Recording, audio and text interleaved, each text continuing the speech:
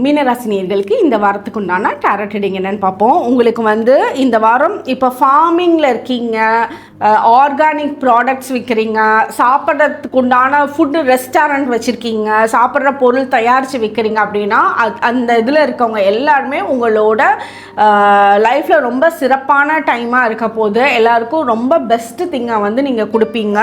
அதே மாதிரி உங்களுக்கு இந்த வாரம் வந்து நீங்கள் உங்களோட குழந்தைங்க இல்லை நீங்கள் வந்து எந்த குழந்தைங்கள உங்களோட அண்ணன் பொண்ணு, தங்கச்சி பொண்ணு, அக்கா பொண்ணு இந்த மாதிரி யாரெல்லாம் நீங்கள் வளர்த்திருந்தீங்களோ அவங்க வந்து உங்கள் மேலே ரொம்ப அட்டாச்மெண்ட்டாக இருப்பாங்க. உங்களுக்காக ஏதாவது கிஃப்ட் கொண்டு வருவாங்க, உங்கள் மேலே வந்து பார்க்கணுன்னு விருப்பப்படுவாங்க, உங்கள்கிட்ட பேசணும்னு விருப்பப்படுவாங்க.